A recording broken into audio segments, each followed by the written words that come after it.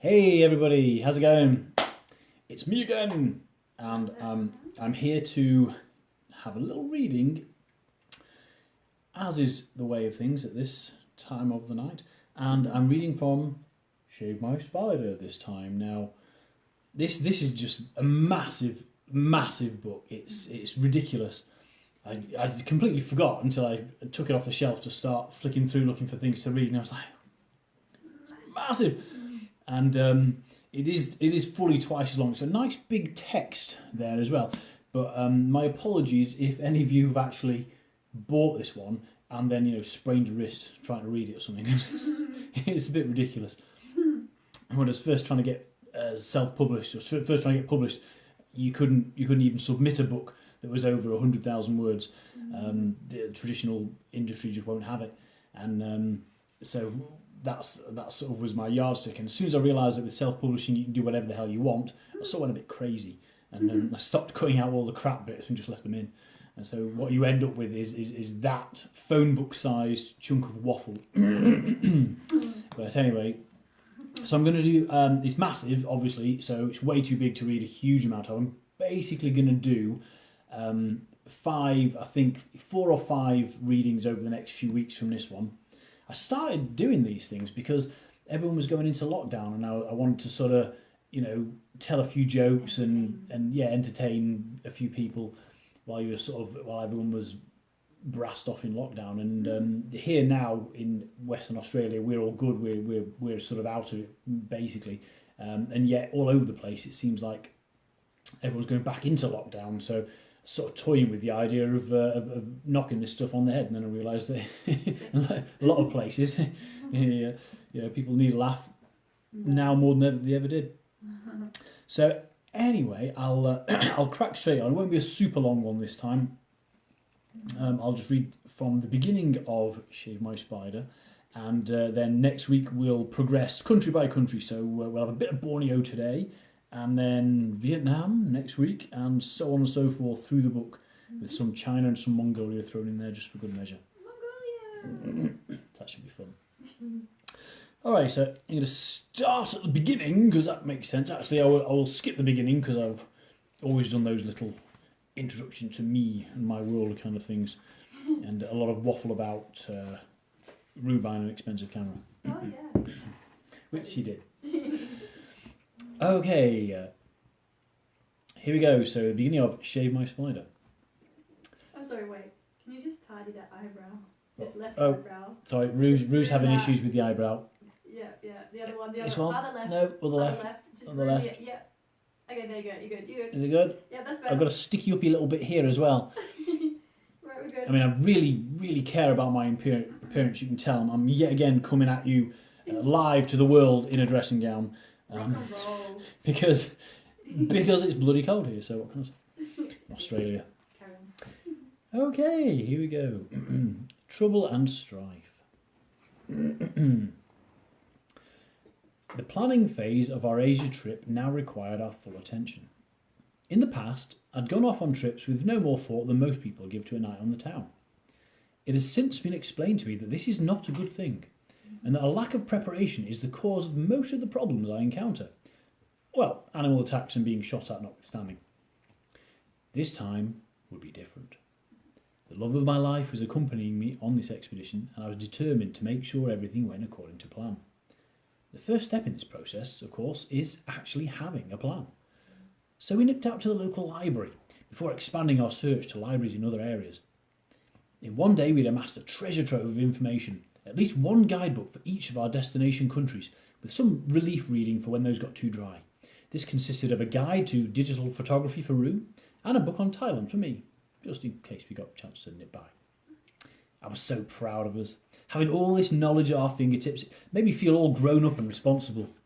I spread all the books out on the bed and took a photo to show the world just how prepared we were going to be this time around. Then I piled the books up again and stacked them at the side of my bed within easy reach. And that's where they stayed, completely untouched, until Rue made a panicked phone call from Borneo, sending her sisters to return them to the library. It wasn't the most successful of planning strategies.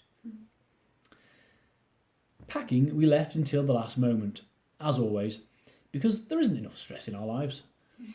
It doesn't feel like a major trip unless I spend the day before it flinging stuff around the room in a blind panic. It started serenely enough. I did what I've been doing since my very first trip abroad. I put everything I want to take on the bed and got rid of half of it. I read this advice as a teenager in a book I could no longer remember owning, but I regularly espoused this piece of wisdom as though it were the cornerstone of my faith as a backpacker. However, I was no longer just a backpacker. I was now one half of a married backpacking couple. And for those of you who don't know, life tends to change a little bit when you get married. Rules you'd always held dear to suddenly go up in smoke or get rewritten to accommodate new realities. Like this, for example. Women need more shit. Why? I don't know. It's one of life's universal, eternal mysteries. Take underwear, for example. It's been years since I've worn any. That's why my balls hung out of my trousers so much. But Rue, despite not having any testicles to risk accidentally displaying, was determined to take underwear. Everyday stuff, which was comfy to travel in, and nicer stuff to wear when we were going out. Oh, and the extra special stuff which she only wore in the bedroom. I couldn't really complain about her taking that now, could I? There were other issues. Hair straighteners, for example, lingered in the to-take pile far longer than I expected. For me, they were a no-brainer, but Rue was only forced to discard them at the last moment when it came down to them or 3 bottles of brightly coloured hair dye. It was around this time, for sanity's sake, that I decided to concentrate on what I was packing instead. Electronics are typically my domain. Top of the essentials list was a miniature netbook-style laptop that Rue's sister Wendy had loaned us. I say loaned, I think she knew deep down that she was never getting that thing back. Hell, after 6 months of me sweating over it, I don't think she'd want to be in the same room as it. The laptop was vital because I needed to get some serious writing done on this trip. It didn't have a charger, so I bought a replacement one from eBay and prayed night and day that the thing would arrive in time. It did. Just. We verified the laptop was working, filled it full of music and movies, and managed to charge it once completely before the new power pack exploded rather spectacularly. I had a few stern words for the eBay seller, and he promised he could get a replacement to me in less than 2 weeks. I wasn't entirely sure I trusted him or his stock, but it didn't matter as we were leaving for Borneo tomorrow morning. Luckily, Rue's dad is a Dutch version of MacGyver, and he managed to make us a temporary adapter out of several old ones he just had lying around. Be gentle with it, he suggested, holding out a wire wrapped in gaffer tape. This was slightly worrying, as the laptop would be our lifeline. We needed to book tickets and excursions, hotels and onward travel, to research our destinations and to communicate with home. Oh well, at least if it died, I'd have a good excuse for not writing. Alongside the computer, I packed a matching pair of his and hers hard drives to keep my manuscripts and Rue's photographs securely backed up. And this is where it began to get ridiculous. Rue's beautiful new DSLR camera, with its beautiful new lens, also came with a beautiful new charger. Our backup bomb-proof camera also had a charger, as did the phone we were taking, and my Kindle, and Rue's nifty little 7-inch Samsung Galaxy tablet, which she was using as a Kindle. The video camera, which I'd brought solely for the purpose of making video blogs, could do its business whilst plugged into a USB port, which was no problem because we had the laptop with us. Oh, and Rue had her epilator, which also came with its own charger. In case you're wondering, an epilator is some kind of feminine torture device with spinning blades on one end that makes a screech like a badly tuned dentist's drill. It looks a bit like a handheld combine harvester. I have no idea what it does, but once a week Rue locks herself in the bathroom with the thing and swears at it for an hour straight before emerging in such a foul mood that I have to break out the emergency chocolate. Anyway, that was coming with us too. Rather than struggle to pack country-specific plug adapters for all of these devices, I excelled myself by taking one multi-adapter and a cheap 4-way power strip. On the one hand, I reckon this was a triumph of logistics. On the other, it was kind of depressing to think that we couldn't go backpacking without a socket quadrupler. Amazingly, defying all known laws of physics, we managed to get it all in, including a 4-foot-tall inflatable velociraptor. It'll be so funny, Rue explained. We'll get him out and take photos of him in all these different countries doing all sorts of crazy things. I had my doubts, specifically because Vince the velociraptor added about 2 kilos of scrunched up plastic to my burden. But then, how does the old saying go? Oh, that's right. There is no old saying about travelling with an inflatable velociraptor. I guess we were the first. With packing completed, and only a few hours until our flight to Borneo, I posted on Facebook that we were going away for 6 months. Amidst a flurry of replies from well-wishers, I got an email from Tim and Charlotte, a couple who were amongst the first readers of mine to contact me. They were also travelling around Asia, wanted to know if this was a chance we could meet up. At first I thought this was a great idea, not least because they were currently in Thailand, but then it occurred to me to wonder just who they thought they might be meeting. They might be expecting some battle-scarred travel veteran, a larger-than-life adventurer who'd survived crocodile bites, jaguar attacks, sailing disasters and more. Whereas, in reality, I'm pretty average. Medium height, medium build, brown eyes, brown hair, no impressive scars. The only remarkable thing about me is the size of my nose. It's freaking huge, like a comedy prosthetic that I forgot to remove. There was a good chance I'd be a disappointment. Tim and Charlotte were the real deal. They even had a proper travel blog which they actually bothered to post to. I showed it to Rue. Check it out. They've been travelling together for a year already. They've visited most of the places we want to go to, plus Russia, Japan, Finland. They jacked in their jobs, sold everything, and been bouncing around the world ever since. They sound like proper travellers. Bet they could write a book about what they've done. But my love, she said, you don't write books about travel because you're good at it. You write them because you're absolutely terrible at it. I've never known anyone get into as much trouble as you. As soon as you set foot out of the door, everything goes wrong. It's like you're the eye of a disaster hurricane. Travelling with you can be a real pain in the bum. But that's what makes it so entertaining to read about. Thank you. Heckling. I let this information sink in for a few seconds before I responded. So, I get to write about travel because I'm crap at it? That's basically it, yeah, she said. It was good to know how she felt, because now I had two goals on this grand adventure we were planning. Not only would I visit enough exotic destinations to feel validated in my chosen career, I would also prove to Rue that I could be good at travelling. I can't cook, sing, dance, act, tell the time, or reliably tell my left from my right. But god damn it, I was going to be good at something, even if it killed me. And 6 months around Asia wouldn't kill me, would it?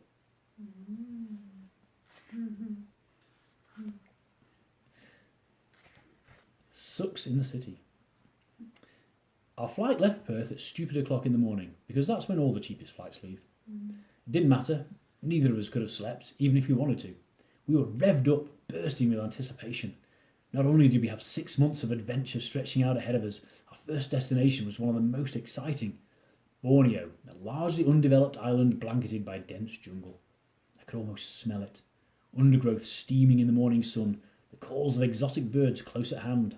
It was all I could do to stop Rue from travelling in her football socks. I had to point out that there were unlikely to be leeches in the airport, and if there were, it was only our cash they were after. As it happened, there was no one at the airport.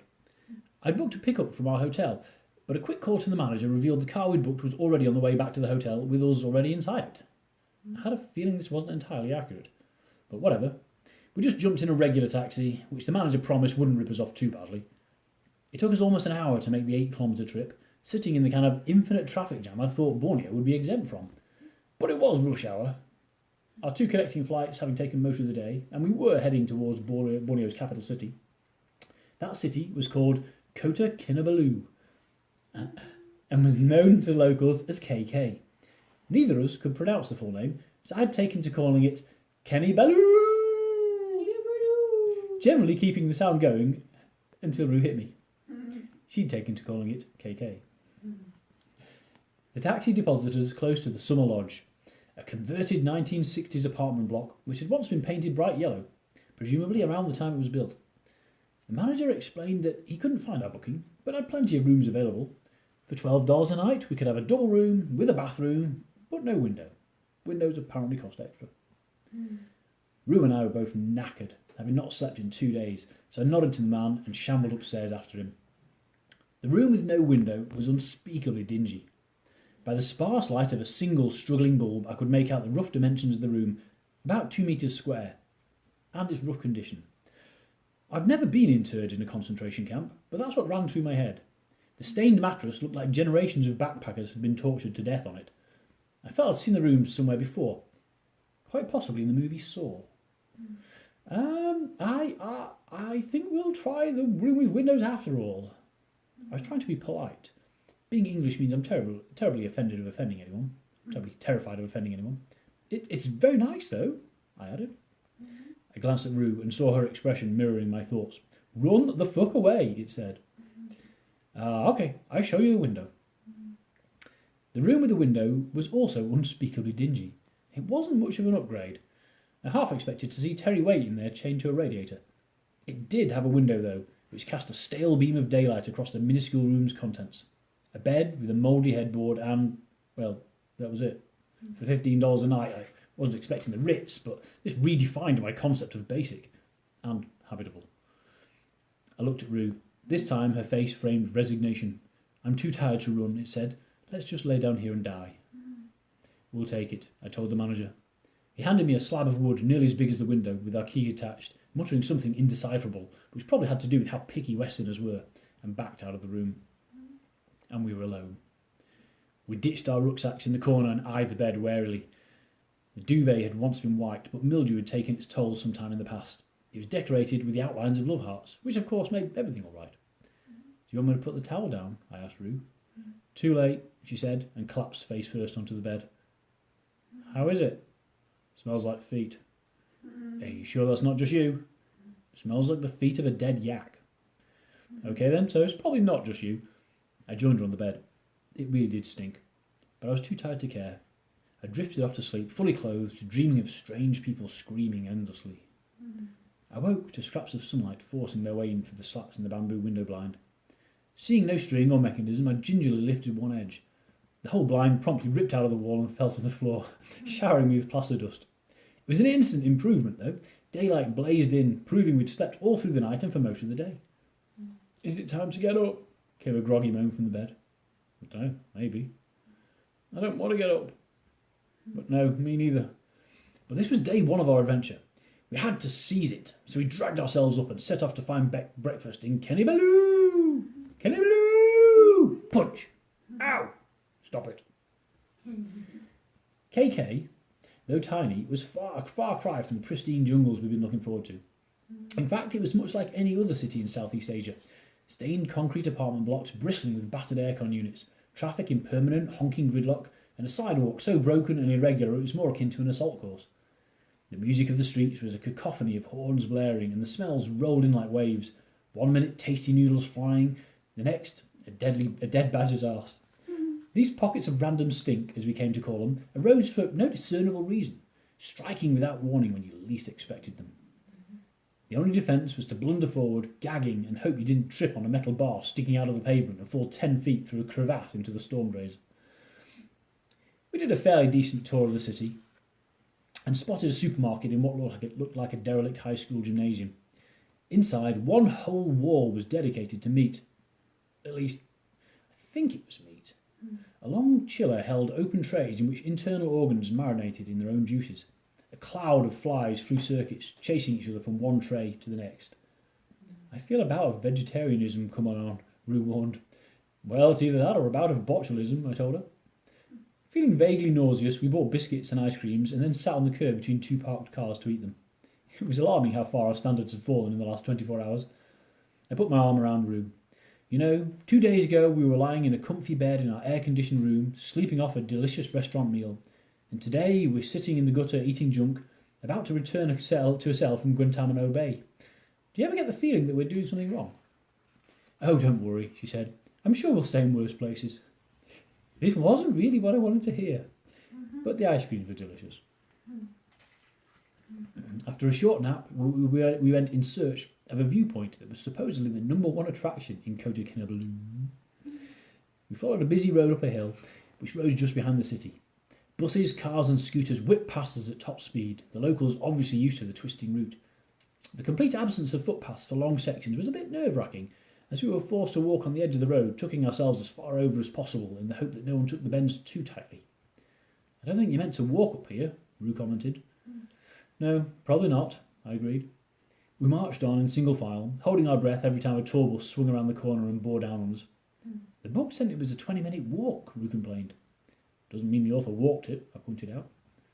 A long and hair-raising hike finally brought us to a circular viewing platform that looked like the remains of a flying saucer crashed into the hillside. Downtown KK spread below us, the lights beginning to come on as the evening approached. Rue took plenty of photos to justify lugging her precious camera all the way up here, and we marvelled at the regular turnaround of tour buses. They sped up, 50 odd Asian tourists disembarked and posed excitedly for photos in various groups, then they scurried back on board and disappeared just as quick. We were there for about an hour as Rue wanted to catch sunset over the harbour, and in that time we saw at least 20 tour groups come and go. The sunset, when it arrived, was spectacular. The sun sank between two seafront hotels, affording Rue some dramatic images. Another hotel was already under construction in the gap, so before long this view would be gone.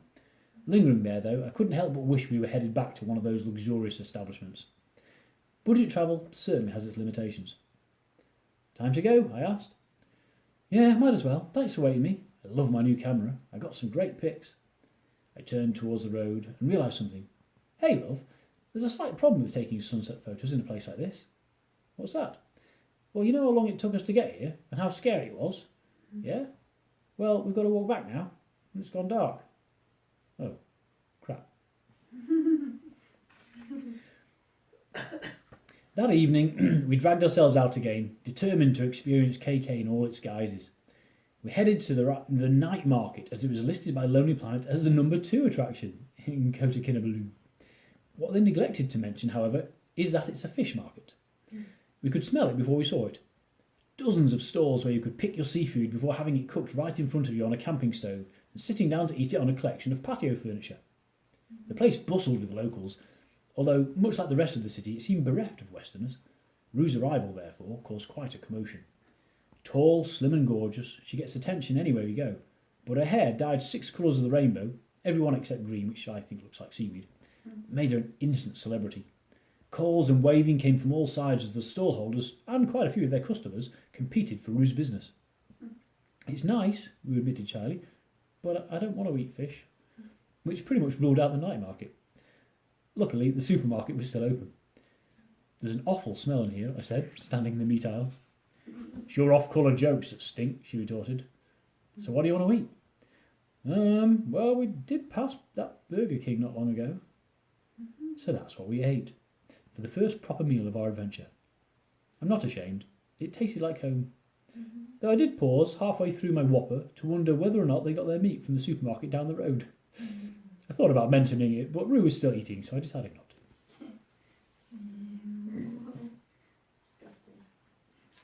And then, shall I do read about the orangutans? Orangutan, yes please.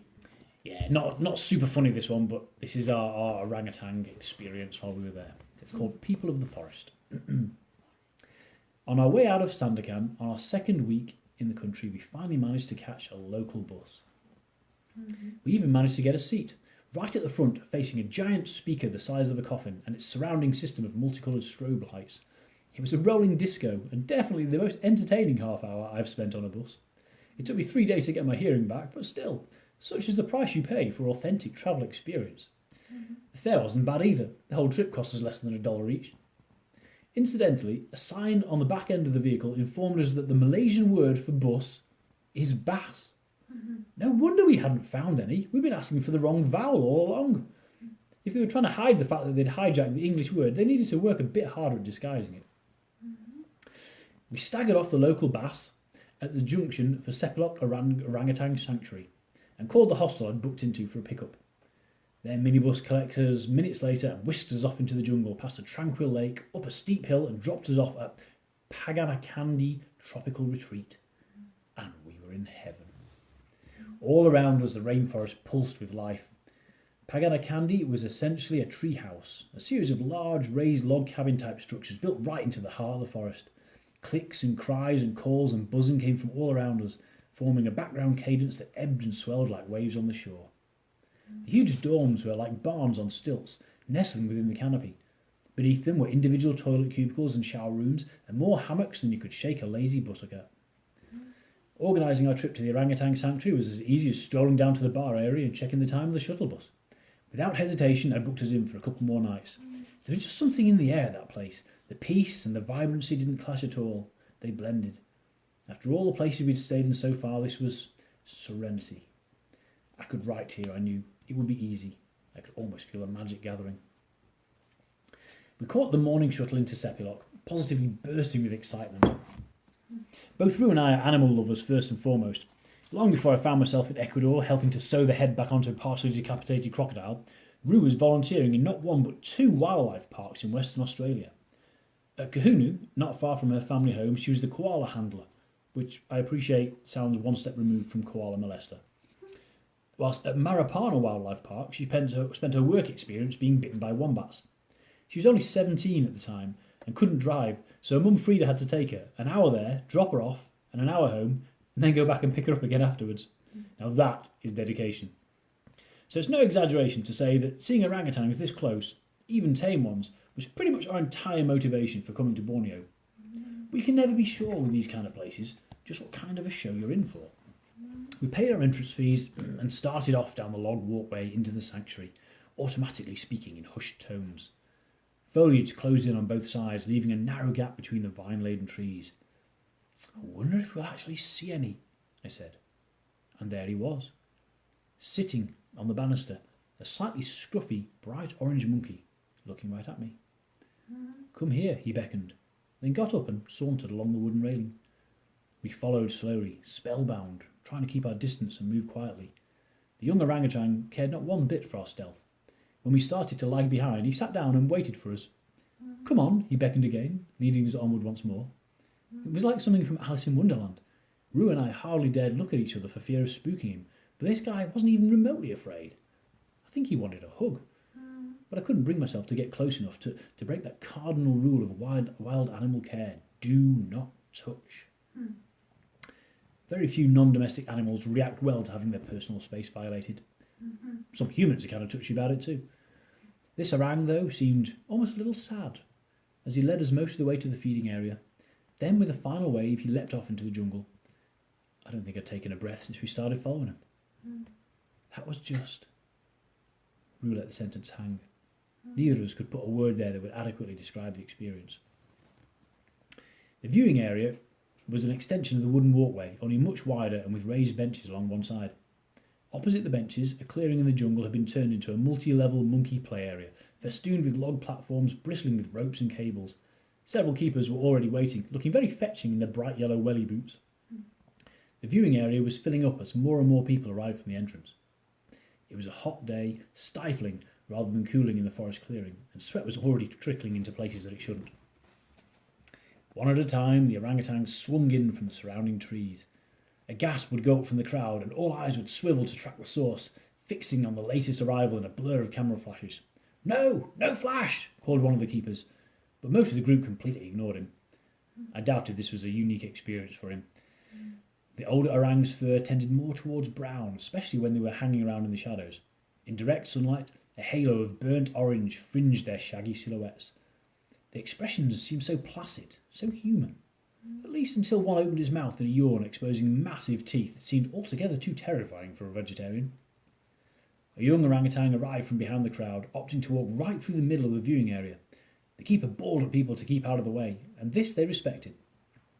A large female orang swung in, hand over hand along a rope. Clinging tightly to her waist was a tiny bundle of orange fluff, its face dominated by large, unblinking eyes. Both mother and baby were unruffled by the attention they were getting, and seemed in no real hurry to do anything. They hung back from the gathering, the mum chewing idly on a few leaves that hung in front of her. One of the keepers climbed a ladder onto the raised deck in the centre of the clearing, carrying a wicker basket the size of my backpack. Before he had a chance to distribute any food, he was accosted by one of his charges. A cheeky little orangutan rushed up to him and wrapped its long, skinny arms around him. How badly did I want his job at that moment? After he was done hugging, the orangutan grabbed a battered tin tray from a pile of them and held it up expectantly. The keeper fished in his basket for a bunch of bananas and dropped them into the tray, which pleased his little friend immensely. That done, he upended the basket on the platform, creating a giant fruit salad. Apples, papaya and watermelon rolled every which way, along with bananas, of course, and several fruits I didn't recognise. But most of the orangs present seemed content just to chill out. There was no mass move to mob the platforms that I expected. These guys weren't bullies, and didn't even move a muscle when a gang of black squirrels darted in to steal bits and pieces of their breakfast. It was like an all-you-can-eat buffet, and the orangs took it in turns, swinging in languidly to cast an eye over the offerings. Then the keeper returned with a bucket and poured out several trays of milk, and those were a big hit. I say milk, Presumably it was some sort of vitamin-rich, scientifically designed formula rather than semi-skimmed from the local supermarket. But the orangs lapped it up, literally for some of them, sporting the charming, foamy moustache familiar to 8-year-olds everywhere. With all the food dispensed, the orangs became more active. One little guy ran down a rope like a slackline, waving his hands above his head as though to prove he didn't need them for balance. These apes seemed even more agile than the monkeys. Not faster, but much stronger, and they could hold the most peculiar poses. A favourite seemed to be hanging by both legs, but keeping their bodies upright. This resulted in a V shape with one foot next to each shoulder, leaving their arms free to drape around in an effort to look casual. They really were incredible to behold, and I urge anyone who has the opportunity to go and visit a sanctuary like Sepilok. It really is hard to describe, but utterly mesmerising to watch. Needless to say, Rue and I stayed until the bitter end. With the show well and truly over, we wandered into the visitor centre and got chatting to one of the volunteers there.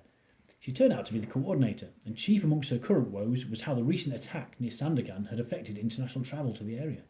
It's not just the tourists, she explained, but the latest group of volunteers. They should be arriving next week, but now the company that sends them isn't sure it wants to. I'd fantasised about volunteering in Sepilok, and never more so than after watching the young orangutans hug their keepers in gratitude. "So you might be needing replacements?" I asked. It was a bit of a stretch. The rules for volunteering here included a minimum of 2 months' commitment, and it cost thousands of dollars, and places were booked up almost a year in advance. And yet... "I'll take your number and give you a call," she suggested. I spent the rest of that day and most of the next praying the King of the Philippines would try and conquer Sabah. Of course, I didn't want anyone to commit a terrorist act. I'm just saying that a small invasion wouldn't have gone amiss, or even the threat of one. I mean, if the place had to become a war zone, someone might as well benefit, right? A few days later, we had a missed call on our phone. It was the only call we received during our entire time in Asia, which is probably why we missed it. I still lie awake at night wondering if that call had been our call to action, and if volunteering at Sepilok, had we managed it, would have changed our lives. Or maybe it was just a telemarketer. Bloody withheld numbers. One more? 35 past. Okay. Discovering ends. With Sepilok now completely empty, we followed the road for about a mile to the other main attraction in the area, the Rainforest Discovery Centre. Although blatantly put here to capitalise on the flow of trapped tourists waiting for the afternoon feed at Sepilok, the RDC was doing a lot of good work educating local people about environmental issues. Having sat in minibuses staring out at mile after mile of deforestation due to palm oil plantations, I knew this was a vital service. The $5 entrance fee was a contribution which I was more than willing to make. I balked at $3 for a bottle of water though, and the rest of the food prices were fairly reasonable, so Rue and I enjoyed a delicious meal of chicken and rice in their open-air restaurant. Then we headed for the RDC's star attraction, a vast series of steel walkways suspended 25 metres in the air above the rainforest canopy. This was the spot where wildlife was most active, even in the daytime, and Rue had high hopes of catching some of it on her camera. Personally, I was afraid the camera was going to melt from overuse. She must have taken at least 1,000 photos already today, and we were only halfway through the day. Editing them was going to be a bit of a chore. By the entrance to the Skywalk, we passed an information board bearing an artist's impression of it. It was a colossal structure, 9 huge towers, most of which included helter-skelter style staircases going right to the ground. Between the towers ran 100-metre spans of uninterrupted treetop viewing. It looked like it would take at least an hour to walk around the circuit. 15 times that if Rue was allowed to stop and take photographs everywhere she wanted to. We decided to go halfway round and then take some stairs to the ground and walk a section through the undergrowth. The entrance tower, marked with a helpful "You are here" arrow on the map, was a giant. 25 metres doesn't really sound that high until you climb it and look down. From here we were on a par with all but the tallest of trees. Insects and birds flitted through the leaves, keeping us company with the constant chatter of birdsong, underscored by the bass drone of buzzing wings. The first stretch of a walkway was a sturdy, 2-metre wide steel bridge. The views were amazing, although the noon sun kept most of the larger animals from showing themselves. We swivelled towards every crack and crash from the forest, hoping to see something moving, but could never quite locate the source. As the next tower approached, we were moving faster, already considering climbing down for a trip across the ground. Only we couldn't. This tower had no stairs, and beyond it, the forest stretched off into the distance, undisturbed. No towers, no railings, nothing. Apparently that first stretch of walkway was also the last. I could just make out a slab of reinforced concrete on the ground about 25 metres further along. It was barely visible, having been reclaimed by the jungle. "So, this is it?" Rue asked. "I don't know. The picture was massive. Did we take a wrong turn?" "No, there weren't any turns. They must have run out of money before they finished building it." She pointed at the distant slab. "It looks like that was meant to become Tower 3. But why the hell would they have a diagram of the whole thing at the start? Talk about raising our expectations." "They probably had the artist's impression done first and then couldn't afford to finish the actual walkway." Wow, epic fail. That must have been a bloody expensive painting. Or else the budgeting was faulty. Yeah, I bet someone got fined for that. Estimated cost, 10 million ringgit. And how many towers have we got now? Okay, own up. Who forgot to add a zero? Unable to reach the ground for our low-level foray, we returned along the walkway to the beginning. We climbed down, and I got Rue to take a photo of the overly ambitious picture. "We must get a lot of complaints from disappointed tourists," she said. "No kidding. They seriously need to reword this title. Artist impression of final structure, of which less than a quarter currently exists." Shaking our heads at the peculiarities of the management strategy, we forked out for another astronomically priced bottle of water and headed back down the road towards Sepilok. I was somewhat disillusioned with the RDC until I remembered that most of their profits went towards education. That money was better spent teaching Malaysians not to completely destroy their rainforest than it was on giant steel walkways, I had to admit. But personally, I'd have invested $100 in asking that artist for a second impression, one that bore slightly more resemblance to reality. Or, invested $3 in a pair of scissors and cut the damn thing in half, and then in half again, and then displayed what was left. That might keep the public's expectations in check. The second feeding at Sepilok followed the pattern of the first. It didn't matter. I could have watched this all day, every day, for a long, long time before I got bored. The orangs were so gentle, so calm as they reached for their dinner. Dangling lazily from the slack lines, they munched thoughtfully, looking out as though we were the curiosities and them the spectators. Every so often a foot would come up, giving a slight squeeze that popped a banana right out of its skin and straight into a waiting mouth. It looked effortless, relaxed, unafraid. Again we stayed long after the crowds departed, and this time there was a reward for our patience. With the orangs safely gone, a large troop of monkeys descended to polish off the scraps. They were macaques with greyish fur and long tails, fairly large and obviously well fed. As the most common species of monkey and the least afraid of humans, they're considered a pest in most parts of Southeast Asia, and a delicacy in others. These guys weren't remotely bothered about us being there. They came within inches of us. One of them even gave me a cheeky slap on the back as he scampered past. I love monkeys, I always have, and it was a fitting end to a genuinely cool experience. We spent the next couple of days at Paganakandi Resort, resting and recharging our batteries, both figuratively and literally. Before our trip to the nature resort of the Kinabatangan River, I wrote several chapters of my Australia book and a blog post, which, as anyone who's ever read my blog can attest, is an exceedingly rare event.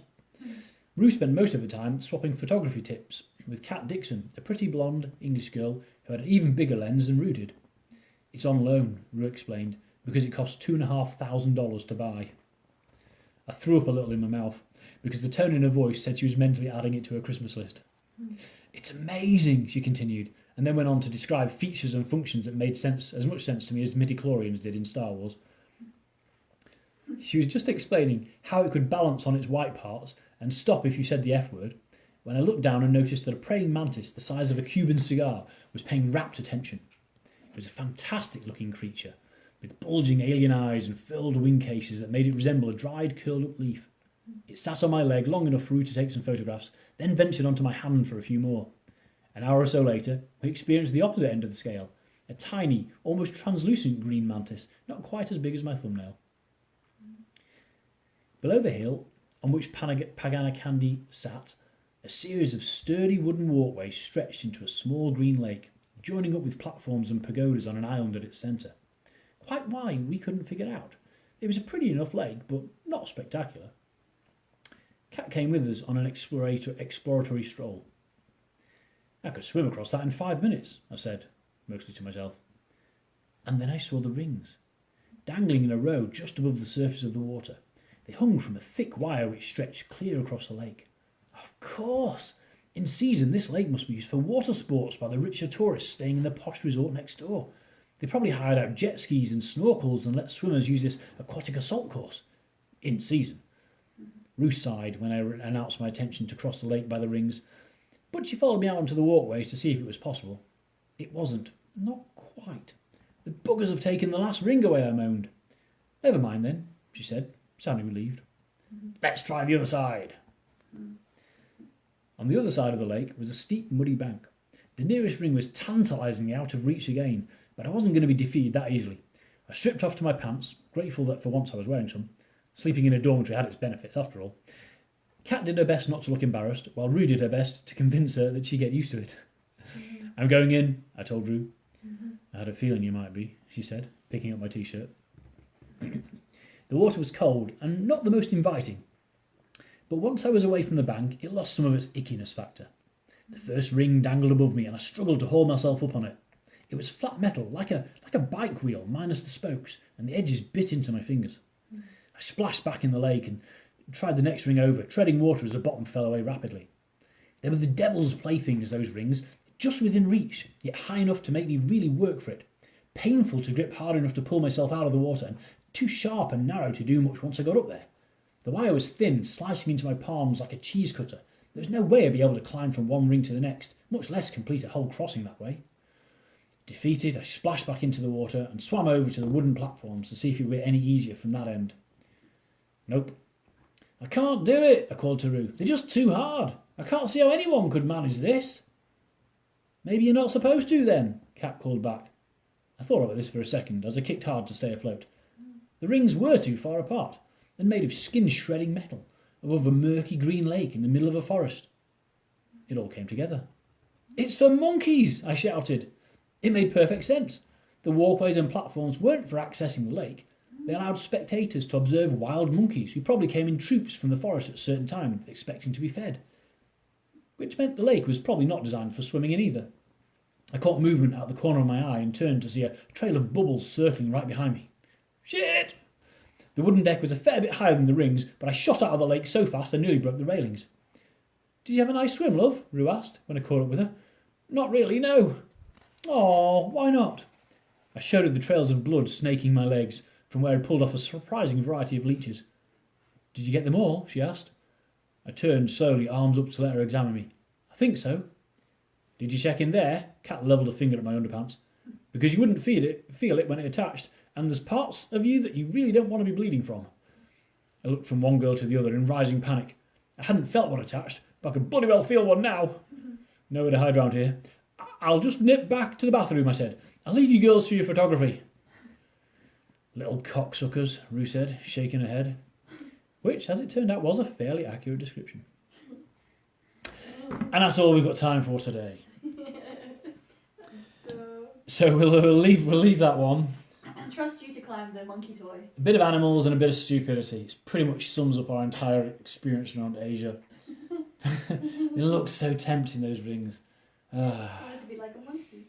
Yeah. I love that it occurred to me first to try it before it occurred to me that they were for monkeys. Because, Right. Thank you very much, guys. I won't keep you any longer. Really appreciate you tuning in, and I hope the continued or reimposed lockdown isn't actually starting to bother you guys too much.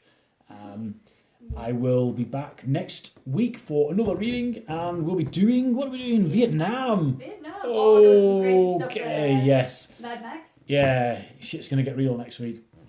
So I better not do that. I don't want to get shot. Yeah, again. So, right. So on that note, we'll say thank you very much, and good night, everybody, and enjoy yourselves. I will see you again next week. Stay safe and healthy. Stay safe and look after yourselves.